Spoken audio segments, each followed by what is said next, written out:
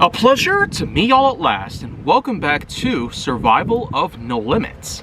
Today, Survival of No Limits basically brings you 3 out of 7 scars that I will potentially be talking about on this body that I've basically accumulated over the past 22 years and beyond.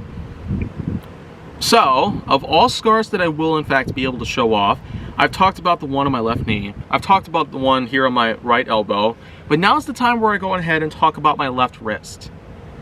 Right here, pretty much. I don't know if you can pretty much see it, but right here is where I'm pretty much talking about. If I hold it up a certain way, maybe you might see it. Now I know what you're thinking. I slit my wrist when I was younger. But let me just go on ahead and go out on a limb to say that was not at all the case. Puberty in my life was a huge thing to go through.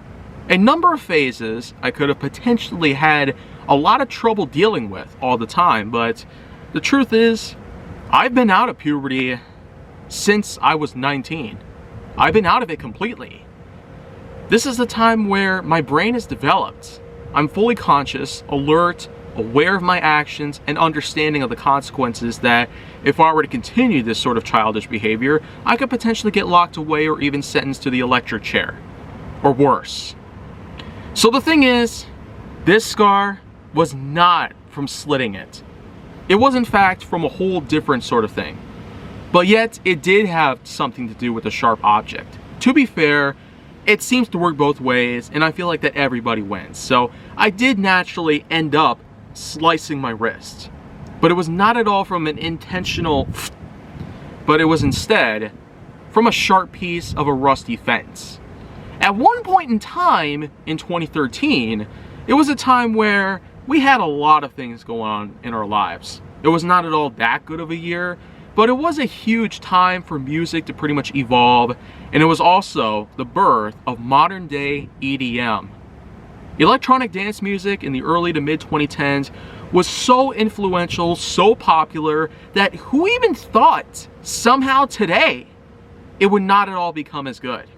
It hasn't even been 10 years since that point in time. But yet we're looking at a world where we don't see as much of this stuff. And albeit we are looking at a lot of things related to Penguin Music, Monster Cat, or the majority of other well-known stations regarding EDM music, pop, techno, disco, funk, all the good stuff that's been around for a long time.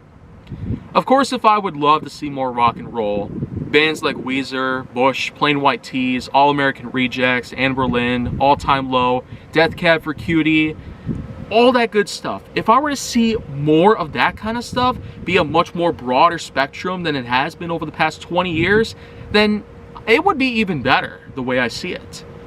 But anyways, I feel like I got off track there. I apologize for that.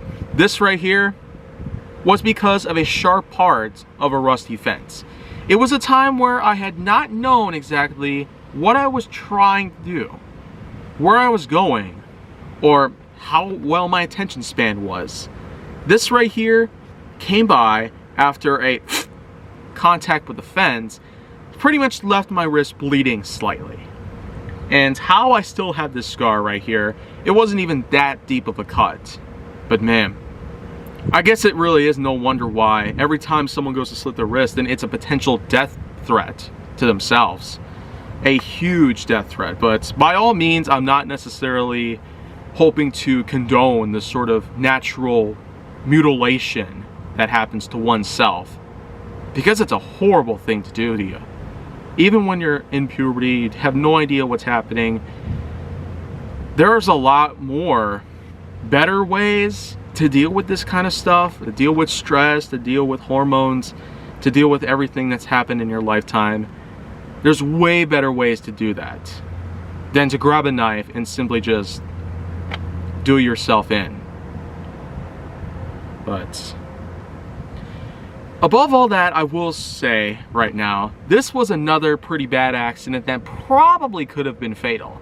And even worse, because the fence itself was rusted, that little spike thing that happened at the end of it, it could have given me tetanus. And I possibly would have been suffering from one of the most painful ways to die in history. But thankfully, of course, I still do have my tetanus booster shots every decade, like normal.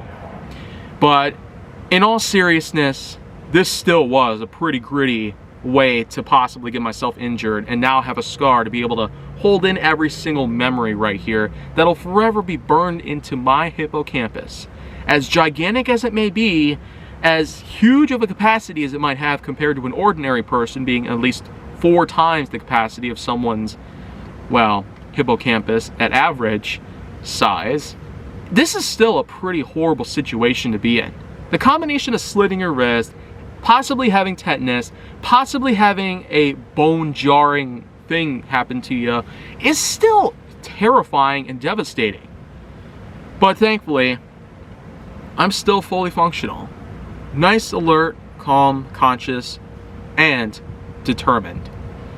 But the thing is, these are not the only scars that I've been able to obtain over the years. And no, there are a lot that I've been able to get, specifically because of a lot of work that I've managed to do. And I will go ahead and talk about another one in a couple more days, but until then, if you want to see more, go down to my channel, then make sure that you like, subscribe, comment, follow me on social media, and stay on the Hollywood side.